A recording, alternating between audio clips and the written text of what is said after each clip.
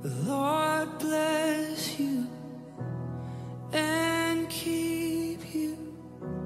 Make His face shine upon you and be gracious to you. The Lord turn His face toward you and give you peace.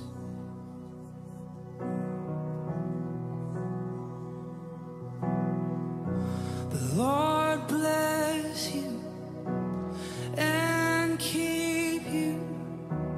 Make His face shine upon you and be gracious to you.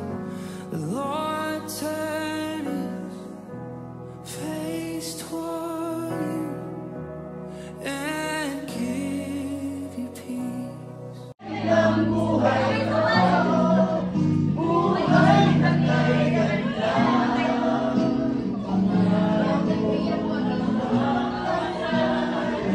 Pagpapituloy natin, may tips naman ang buhay ka. Atay sa iyo,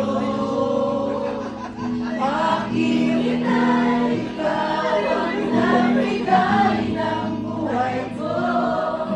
Buhay na kay ganda, pangalan mo na makamtan na.